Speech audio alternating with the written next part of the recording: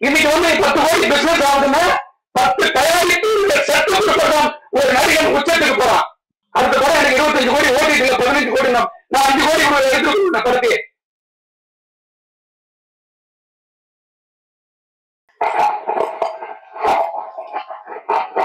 நிறைய பேர் கொஞ்சம் லேட்டா வந்தாங்க. அதுக்காகதான் பேசாமன்ற ஒரு கண்டிஷன்ல இங்க வந்து நிறைய எமோஷன் இருக்கு. அதெல்லாம் வெளியில சொல்லக்கூடாதுன்னு பாக்குறோம். ஒரு நல்ல கதை தான் தமிழ் சினிமாவை உச்சத்துக்கு கொண்டு போகுது. அந்த நல்ல கதையை உருவாக்குவதற்கு ஒரு நல்ல தயாரிப்பாளர் இருந்தா மட்டும்தான் அந்த படம் வெளிவரும். இல்லைன்னா எவ்வளவு பெரிய உச்சத்தில் இருக்கக்கூடிய நடிகனாக இருந்தாலும் நடிகையாக இருந்தாலும் எவ்வளவு பெரிய டெக்னீஷியனா இருந்தாலும் அந்த படம் தடைப்பட்டுதான் இருக்கும். அப்படி எண்ணற்ற படங்கள், நல்ல கதைகள் கொண்ட நல்ல படங்கள் எல்லாம் பாதியிலே எடுக்கப்பட்டு நிறுத்தப்பட்டிருக்கிறது. படத்தை முடித்துவிட்டு நிறுத்தப்பட்டிருக்கிறது. வெளியீடு செய்வதற்கு தவித்துக் கொண்டிருக்கிற இந்த இக்கட்டான சூழ்நிலையில் பல படங்களை பார்த்து கொண்டு விடுபட்ட கதைகள் எல்லாம் யோசிச்சு தினந்தோறும் சினிமாதான் என்று வாழ்க்கையை அர்ப்பணித்த பிறகு நானும் வெற்றி வரிசையில் வர வேண்டும் என்பதுதான் ஒரே எண்ணமாக, ஒரே குறிக்கோளாக, ஒன்று உச்சத்தை தொடரக்கூடிய ஒரு இயக்குனராக, இல்லை என்றால் ஒரு உச்சத்தை தொடரக்கூடிய ஒரு தயாரிப்பாளராக வர வேண்டும் என்பதுதான் என்னுடைய கனவு. வேறு எதுவுமே என்னுடைய நோக்கங்கள் இல்லை. நான் தயாரிப்பாளராக ஆர்வம் என்பது ஒரு நாளும் நான் நினைத்து கூட பார்க்காத ஒரு தொழில். ஏனென்று சொன்னால், மறைந்த என்னுடைய குருநாதர் திரு கே சுபாஷ் அவர்கள் ஒரு அப்பாவாக, ஒரு அண்ணனாக, ஒரு நண்பனாக அவரிடத்தில் நான் பணியாற்றி இருக்கிறேன். தொடர்ந்து 7 ஆண்டுகள் 45 உதவி இயக்குநர்கள் அவரிடத்திலும் இருந்தும் வெளியே சென்ற பிறகு அவருடைய வழியிலே இவ்வளவு படங்கள் எடுத்திருக்கிறார், இவ்வளவு படங்களை வெளியிட்டு இருக்கிறார். நான் ஒரு இயக்குநராக வெளியே வரும்போது மிகவும் ஜாக்கிரதையாக சினிமாவை கையாள வேண்டும் என்பது அவரிடத்தில் இருந்தனால் நான் பயிற்சி எடுத்தேன். அப்பொழுது என்னுடைய மனதிலே தோன்றியது, ஒரு இயக்குநராக அவர் அலுவலகத்திலே வந்து செல்லாத எந்த ஒரு சினிமா கலைஞனும் இல்லை. இன்று இருக்கக்கூடிய முதலமைச்சர் உட்பட அவருடைய அலுவலகத்திலே நான் பார்த்திருக்கிறேன். அவர் சந்திக்காத மனிதர்களே இல்லை. அவர் கடைசி காலகட்டத்தில் என் மனதில் ஒரு ஆழமான பதிவு வந்தது. இயக்குனராக மட்டுமே நான் வழி நடத்த வேண்டும் என்று எனக்குள்ளே ஒரு கேள்வியை எழுப்பிய பிறகு அவருடைய கஷ்டங்களை நேரடியாக பார்த்து இயக்குனராக மட்டும் இருந்தால் நாம் சந்தோஷமாக மட்டுமல்ல நிம்மதியாக போய் தூங்கலாம் என்று நினைத்தேன். காரணம், 20 படங்களை தயாரித்த பிறகுதான் அவருடைய கஷ்டங்களை நான் உணர்ந்தேன். அதான் அந்த கஷ்டங்களை எல்லாம் அவரிடத்தில் நான் கேட்கும் போது சொல்லுவார், நாம் நேசித்து வந்த தொழில், நாம் எதையும் கொண்டு வரவில்லை.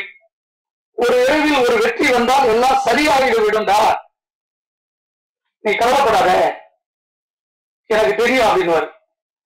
சார், நீங்க ஒரு பெரிய ஜாம்பவான். உங்களுடைய படைப்பு சத்திரியன் என்கின்ற மாபெரும் ஆக்ஷன் படத்தை பார்த்து உங்களிடத்திலெல்லாம் வேலை செய்ய வேண்டும், உங்களெல்லாம் சந்திப்பேன் என்று பல நாட்கள் சென்னையிலே நான் சுற்றிய காலங்கள் உண்டு. தயாரிப்பு வேணாம் சார், ஒன்லி டைரக்ஷன் பண்ணுங்க சார் அப்படின்னு சொல்லும் போது கடைசி உதவி இயக்குநராக அவரிடத்தில் நான் பணி செய்தேன். அதுதான் எனக்கு முதல் இடத்தில் கொண்டு போய் சேர்த்தது. 45-60 இயக்குனர் உதவி இயக்குநர்கள் அவரிடத்தில் இருந்து கடந்து பிறந்தது நான் கடைசியாக சேர்ந்தவர். தொழிலை நேசித்துக் கொண்டே இருந்தால் அந்த தொழில் உன்னை கொண்டு போய் சேர்க்கும் என்று அவர்தான் எனக்கு அறிவுரை சொன்னார். ஆனால் அவருடைய அந்த தொழில் பக்தியை பார்த்து தயாரிப்பு வேண்டாம் என்று நான் நிலையாக இருந்தேன். அவர் காம்ப்ரமைஸ் தான் சொல்றாரு. கடுமையான நெருக்கடி ஒரு தயாரிப்பாளர் கிட்டதான் இருக்கு. தயாரிப்பாளர் போடுகிற பணங்கள் அதற்கான நிலையான ஒரு இடத்தை கொடுக்கவில்லை என்று அன்று நான் உணர்ந்தேன். ஆனால் அந்த காலகட்டத்தில் மதிப்பு மரியாதை எல்லாம் ஒரு தயாரிப்பாளர்களுக்கு மட்டும்தான் இருந்தது. ஆனால் இப்ப 10 ஆண்டுகளுக்கு மேலாக தயாரிப்பாளர்களுக்கு மதிப்பு எதுவுமே இல்லை, மற்றவர்களுக்கு அனைவருக்குமே மதிப்பு இருக்கிறதை நான் உணர்ந்தேன். ஒவ்வொரு நாளும் உணர்ந்தேன். தயாரிப்பாளர் கடவுளால் நான் ஆக்கப்பட்டேன். எனக்கு அந்த நினைப்பே வந்ததில்லை. ஒரு இயக்குநராக மட்டும் இருந்திருந்தால் இந்த என்னிடத்தில் ஒரு 20-25 கோடிகள் சொத்து இருந்திருக்கும். ஆனால் ஒரு தயாரிப்பாளராக தன்னைத்தானே தியாகம் பண்ணி தினந்தோறும் சம்பாதிக்கிறேன். சினிமாவில் எவ்வளவு வரிகள் இருக்கு. இன்னைக்கு 10,000 வந்தா கூட நான் கதைக்காகவும் உணவுக்காகவும் என் தொழிலுக்காகவும் நான் முதலீடு செஞ்சுட்டு இருக்கேன். இது எதுவும் போய் சாப்பிடணும்னு அவசியமே இல்லை எனக்கு. ஆனால் இதையெல்லாம் கடந்து சினிமா என்கிற ஒரு புனிதமான தொழில் தயாரிப்பாளர்கள் இல்லை என்று சொன்னால் இல்லை என்பதனை நான் திடமாக தயாரிப்பாளர் ஆன பிறகு உணர்ந்தேன். இதையெல்லாம் சொல்வதற்கு ஏன் என்று சொன்னால், இந்த படம் நான் பல காலகட்டங்களை கடந்த பிறகு 20-21 ஆண்டுகளை கடந்து பல படங்களை நான் பார்க்கிற போது, இருக்கிற பிரச்சனைகளை சந்திக்கிற போது, நான் எதிர்பார்க்காத இயக்குனர் சங்கத்தில் என்னை இணைத்துக் கொண்டவர் என் குருநாதர் வழியிலே. நான் குருநாதராக வேலை செய்யவில்லை என்று சொன்னாலும் அப்பாவாக, அண்ணனாக, நண்பராக எப்பொழுதுமே என் மனதில் இருக்கக்கூடியவர் என் சுபாஷ் சாருக்கு பிறகு டைரக்டர் விக்ரம் சார் அவர்கள். ஏனென்று சொன்னால், எந்த வழியில் வருகிறோமோ அந்த வழியெல்லாம் நம்மளுக்கு உயர்ந்த இடத்தில் கொண்டு போய் சேர்க்கும் என்று சொல்வார்கள். நான் அவரிடத்தில் ஒரு வாரத்தில் பேசவில்லை, சந்திக்கவில்லை என்று சொன்னால் என் மனம் சோகமாகும். நேற்று இரவு தொலைபேசியில் சொல்லி, இந்த படம் மாபெரும் வெற்றியாக அமையும், உன்னுடைய எல்லா இடத்திலும் நான் இருப்பேன், என்னால் இப்ப வர இயலவில்லை, எனக்கு உடல்நிலை சரியில்லை என்று திரு விக்ரம் சார் சொல்லுகிற போது எனக்கு நேற்று இரவு மனது வலித்தது. எவ்வளவு பெரிய இயக்குனர், அவருடைய வாழ்க்கையெல்லாம் கிடைக்க வேண்டும் என்று மட்டும்தான் நான் அவரிடத்தில் இன்று வரை ஒரு குருவாக, அண்ணனாக, நண்பனாகவும் அவரிடத்தில் சென்று கொண்டிருக்கிறேன். ஆனால் இதையெல்லாம் ஏன் சொல்கிறேன் என்று சொன்னால், ஒரு சினிமா வெளிவருவதற்கான தடைகள் எவ்வளவோ இருக்கிறது. இந்த 20-21 ஆண்டுகளை கடந்த பிறகு நிறைய படங்களை பார்க்க ஆரம்பிச்சேன். இயக்குனர் சங்கத்தில் 10 ஆண்டுகளுக்கு மேல் அப்படியே பதவியில் அதே செல்ல செல்ல செல்ல என்னுடைய அனுபவத்தை கற்றுக்கொண்டேன். அந்த அனுபவம் எப்படி வந்தது என்று சொன்னால், நான் சினிமாவை நேசித்து என்னுடைய கிராமத்தில் இருந்து நான் வந்தது அண்ணன் செல்வமணி அவர்களை சந்திக்க வேண்டும் என்பதுதான் எனக்கு கனவாக வந்தேன். 93 அவரை சந்திப்பதற்காக நான் வந்தேன். சந்திக்க முடிக்கவில்லை. திரும்ப +2 முடிச்சுட்டு அவரை சந்திக்க வேண்டும் என்ற ஆவலோடு அவரை தொடர்பு கொள்வதற்கு எனக்கு வழி தெரியவில்லை. ஆனால் அவரிடத்தில் இருந்த கேமராமேன் அவர் வீட்டுக்கு நேராக சந்தித்து, உங்க ஊர் பக்கத்தில் நான் இருக்கேன், அண்ணனை சந்திக்க வேண்டும் என்று கேட்டேன். அவரும் இந்தியில் பிஸியா இருந்ததால் 3 ஆண்டுகள் தொடர்பிலே நான் செல்ல முடியவில்லை. இதையெல்லாம் ஏன் சொல்கிறேன் என்று சொன்னால், அப்படிப்பட்ட மாபெரும் வெற்றிகளை கொடுத்த அண்ணன் செல்வமணி அவர்களை சந்திப்பதற்கும் அவரோடு இணைந்து நான் வேலை செய்வதற்கும் அவரோடு பயணிப்பதற்கும் இந்த இயக்குனர் என்கின்ற அவதாரம், இயக்குனர் சங்கம் என்ற அவதாரம் தான் இந்த சினிமாவை நேசித்ததனால் எனக்கு வழியை ஏற்படுத்தி கொடுத்தது. எந்த தொழிலை நாம் உண்மையாகவும் நேர்மையாகவும் நேசிக்கிறோமோ அந்த தொழில் ஒரு நாள் நம்மளை உச்சியில் கொண்டு போய் சேர்க்கும் என்பது என்னுடைய எண்ணம்.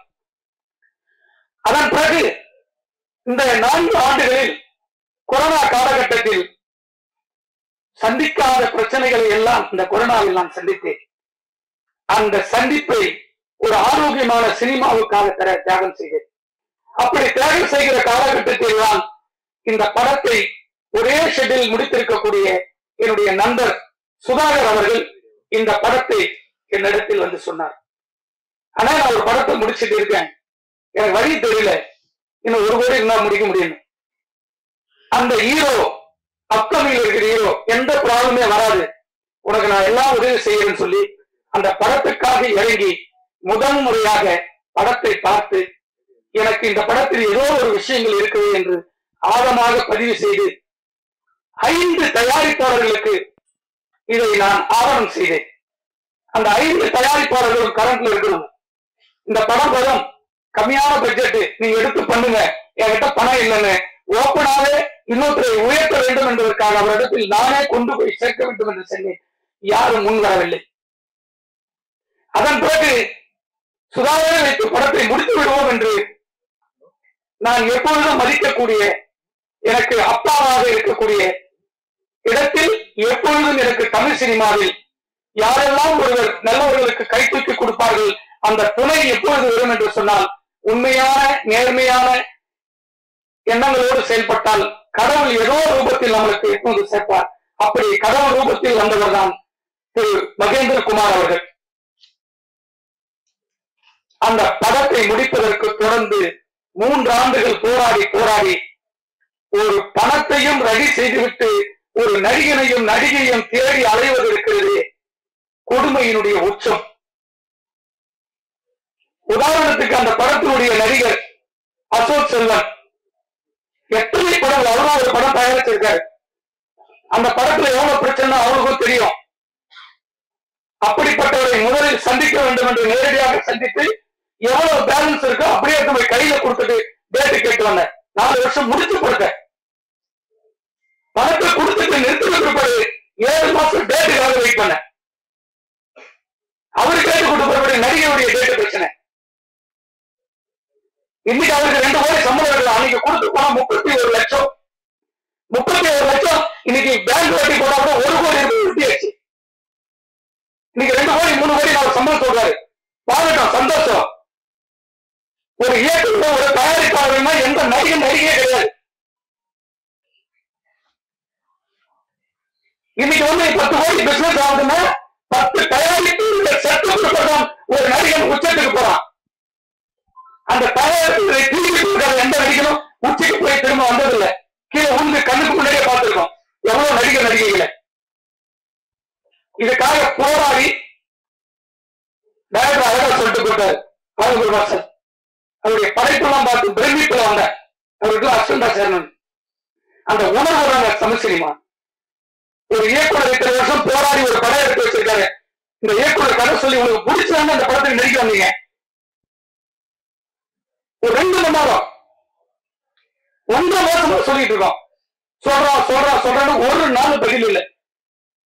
ஒரு தயாரிப்பாளர்கள் பணம் கொடுத்து மட்டுமே ஒரு நடிகன் ஷூட்டிங் ஸ்பாட்டுக்கே வர முடியும். வீட்டுல இருந்து கிளம்பி வர கார் வரைக்கும், பெட்ரோல் இருந்து கேரவான்ல இருந்து தங்கத்துல இருந்து சாப்பிடுல இருந்து வீட்டுக்கு போற வரைக்கும் ஒரு தயாரிப்பாளர்கள் கொடுக்குற பணம் உனக்கு யாரும் மொத்தமா கொடுக்கலையே. நீ கல்யாணத்துக்கு அப்புறம் மொத்தமாக்கு ஒரு கார் வாங்கி கொடுக்கலையே. யாருக்கு பணம்? ஒரு தயாரிப்பாளர் கொடுத்த பணம். அவங்க எத்தனை சொத்து தாலி தவிர எல்லாத்தையும் விட்டு கொடுக்குறாங்க யாருக்கு தெரியும்? ஒரு நடிகன் இந்த படத்துக்கு வந்து ப்ரொமோட் பண்ணோம். நான் டெய்லியும் அப்டேட் பார்த்துட்டே இருக்கேன். சூப்பர் ஸ்டார் எல்லா படத்துலயும் வந்து நின்று இன்னைக்கு வரைக்கும் உச்ச அவர் வரணும்னு அவசியம் இல்லை. வீட்டுல உட்கார்ந்துட்டு இருந்தா கூட அந்த படம் சூப்பர் ஹிட். ஒவ்வொரு படத்துக்கு வந்து நிக்கிறாரு, பார்க்கிறார். அதுக்கு அடுத்து எல்லா படத்திலையும் ப்ரொமோஷன்ல பார்க்கிற ஒரே ஒரு அடுத்த சூப்பர் ஸ்டார் விஜய் மட்டும்தான். எல்லா ரசிகர்கள் சந்தை கண்டென்ட் பேசுறாரு, ஒரு படத்தை கொண்டு போய் சேர்க்கிறாரு. அதுக்கப்புறம் பாக்குறேன் தனுஷ் ஒவ்வொரு படத்திலையும் முன்னாடி நிற்கிறார். ஒரு படம் வெளியிடுறதுக்கும் முழு பொறுப்பும் முழு சுதந்திரமும் முழு உரிமையும் பல கோடிகளை சம்பாதிக்க போறது ஒரு நடிகன் மட்டும்தான். இது இந்த படத்துக்காக பேசலுங்க. எனக்கு நிறைய ஹீரோகள் இருக்காங்க, டெய்லி உட்கார்ந்து சாப்பிட்டு இருக்கேன். அவங்களும் எல்லாம் இறங்கி இந்த படம் வெளியே வரணும்னு போராடுறாங்க. லாஸ்டா ஒரு படம் பார்த்துங்க, வாஸ்கோட காமான்னு ஒரு படம். அவர் ஒரு 6 வருஷமா ஒரு படத்துக்கு வரணும்னு ஒவ்வொரு நாளும் பேசுறாரு. இன்னைக்கு கூட போய் இந்த ஃபங்க்ஷன் வருது, ஒரு ப்ரொமோஷன் சாங் விடுறதுக்காக ஓடுறாரு ஒரு ஹீரோ. ஒரு இயக்குநருக்கு பெரிய புக்கமே ஒரு நடிகர்கள் இவங்கெல்லாம் இருந்தாலும் ஒரு தயாரிப்பாளர்களுக்கு ஒரு பெரிய உத்தியோகம். இதெல்லாம் ஏன் சொல்றேன்னா, ஒரு படம் வெற்றி படம் அமைந்து புறப்படும். இந்த வெற்றியை கொண்டாட போறது இந்த படத்துக்கு அப்புறம் எனக்கு 2 கோடி சம்பளம் கூட கேட்கிறாங்கன்னா இந்த வெற்றி படத்தினாலதான்.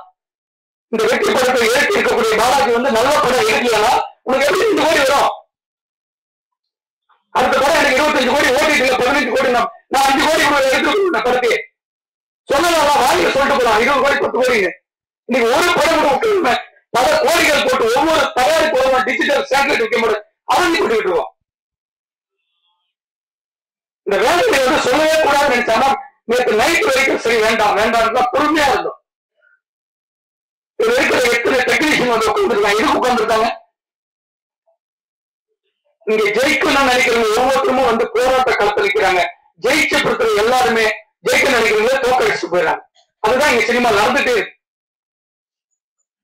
இந்த படத்தை பார்த்துட்டு அதுக்கப்புறம் வந்து ரொம்ப அமைதியா தம்பி நிவாஸ் பர்சனால பார்த்தேன். அழகான ஒரு மியூசிக் டைரக்டர், அற்புதமான சிந்தனை உள்ளாரு. ஒரு நாள் கூட நெகட்டிவாக பேச மாட்டாங்க. ஆனா வந்துருந்தேன், சூப்பரா வந்துடுறேன், சூப்பரா வந்துருந்தேன், அப்படி ஒரு எனர்ஜி கொடுக்குறேன். அது போல ஒரு டெக்னீஷியன் எல்லாம் இந்த படத்துல இருக்கும்போதுதான் ஒரு பெரிய படமாக வெளிவருவதற்கு பெரிய உத்வேகம் இருக்கு. எல்லா படம் கூட ஒரு நம்பிக்கை வரணும்னா இந்த படத்துல சொல்றவங்கதான். இந்த அலெக்சாண்டர் படம் பார்த்துட்டு சொல்றாருன்னா அவர் அது பிடிச்சதும் பேசுறாரு. இதெல்லாம் ஏன் சொல்றேன்னா, ஒவ்வொரு நடிகரும் நான் படத்துல கமிட் ஆகுறங்க அத்தனை பேரும் வந்து அந்த படத்துக்கு வரணும்னு சொல்லி தயாரிப்பாளர் சங்கம், நடப்பு சங்கம், சிவாமா இருக்காரு, ராஜன் இருக்காரு, செல்லுமணியான இருக்காரு, தயவு செஞ்சு இந்த மேடையிலே கோரிக்கை வைக்கிறேன். ஒரு படத்துல நடிச்சு அவங்க சம்பளம் தான் கேட்க நாங்க கொடுத்துட்டு போறோம். படம் ஷூட்டிங் முன்னாடியே டப்பிங் கூட முடியல, பணம் கொடுத்தது கேரளா இருந்தாங்க. படத்துல நைட்டோட நைட் வாங்கி எடுத்து போய் பணத்தை கொடுப்போம். 4 மணி நேரம் ஷூட்டிங் 8 லட்சம் ரூபாய் செலவு போச்சு. அந்த 8 லட்சம் ரூபாய் கொடுக்க முடியுமா சொல்லுவாங்க? இதையெல்லாம் மீறி திரும்ப வந்து ஒரு படத்தை எடுத்து முடிச்சு வரும்போது ஒரு இயக்குநரோட பக்த மூலமா இருந்து அந்த படத்துக்கு எல்லா இடத்துலயும் வந்து நிக்கணும் ப்ரொமோஷனுக்கு. இது எனக்காக சொல்ல, எல்லா படத்துக்கும் எல்லா நடிகரும் ஒத்துழைப்பு கொடுக்கணும்ன்றதுதான் என்னுடைய எண்ணம். இது என்னுடைய படத்துக்கு நான் சொல்லவே இல்லை. ஃபுல் நடிக்காத நடிகர் எதுக்குங்க? மேனேஜர் வைங்க, அந்த மேனேஜர் எக்ஸ்பென்ஸ் பண்ண சொல்லுங்க. ஒவ்வொருத்தருக்கும் 50,000 போட்டா 50,000 இல்லைன்றீங்க. யாருக்கிட்ட பேசுறது? ஒரு இயக்குநர்கிட்ட பேசணும், இல்லை தயாரிப்பாளர்கிட்ட பேசணும். உங்க ப்ராப்ளம் என்னன்னு சொன்னாலும் அதை சால்வ் பண்ணுவோம். இது எல்லாமே வேலையுடைய உச்சத்துக்கு தான் நான் பேசுறேன். ஏன்னா ஒரு நடிகர் நம்ம வேண்டாம் வேண்டாம் வேண்டாம் அப்படின்றதுக்காக ரொம்ப அமைதியா இருந்து இவ்வளவு பெரிய ஜாமீன்ல எவ்வளவு டைம் எல்லாம் வேஸ்ட் பண்ணி எதுக்காக வந்திருக்காங்க சொல்லு. ஒவ்வொருத்தருக்கும் ஒரு கடமைகள் இருக்கு. இந்த படத்துக்கு இந்த படம் வெளியிடுறதுக்கு யாருக்கு பிள்ளையார் சுதாகர்னு ஒரு ஆள் ஒரு இல்லைன்னு கூட எப்படி வரும்? ஆரம்பிச்சிருக்க முடியாது. ஸ்கிரிப்டை தூக்கிட்டு போய் பாலாஜி 8 வருஷத்துக்காக போராடுறது, அது இந்த படத்தை தூக்கி போட்டு வேற படத்துக்கு போயிருக்கலாமே, போட்டு கடைசி வரைக்கும் இருக்காரு. இந்த படத்தை வராத படத்தை வரும் நம்பிக்கை எப்படி மகேந்திரகுமார் கேட்டு ஒண்ணு பண்ண கொடுக்குறாரு. எனக்கு 3 படம் உண்டு. ஃபர்ஸ்ட் படம் தீநகர் எடுத்தேன். தயாரிப்பாளர் ஒரு நாளும் வரவே மாட்டார். உடனுடன் அந்த படத்துக்கு எல்லா வேலையும் எல்லாத்தையும் நடத்துவோம். அகம்பொருள் ஒரு படம் எடுத்தேன், அதே போல எல்லாத்தையும் நடத்தணும். அதே போல காசெல்லாம் கிடையாது, கூட வரவே மாட்டார். படத்தை பண்ணி கையில கொடுத்து அந்த படத்தை ரிலீஸ் வரைக்கும் நிற்போம். கூட நடிச்ச எல்லா நடிகருமே என்னோட அப்படியே ஃப்ரெண்ட் இருப்பாங்க. இப்ப இந்த படத்துக்கு படம் 4 வருஷமா அந்த படம் தான் வருது. எப்படின்னா வெளிக்கொண்டு நல்ல படம் தோண்டிட்டே இருக்கு. இது எல்லாம் சொல்றேன்னா பிரஸுக்கு இது போய் சேரணுன்றதுக்காக தான். என் படத்துக்கு வரலன்னா பரவாயில்ல, அடுத்து நடிக்கிற எந்த தயாரிப்பாளருடைய படத்துக்கும் அது வரணும்னு சொல்லி இந்த மேடையில் இருக்கிற அத்தனை முன்னோடிகளுக்கும் சங்கத்தில் உடைய நிர்வாகிகளுக்கும் தயவு செஞ்சு என்னுடைய கோரிக்கையாக வைக்கிறேன். எந்த நடிகரும் ஒவ்வொரு படத்தினுடையும் ப்ரொமோஷன்ல நிற்கணுன்றது ஒரு தீர்மானமாக எடுக்க வேண்டும் என்று உங்களுக்கு பணிவோடு கட்டளை இருக்கிறேன். நன்றி, வணக்கம்.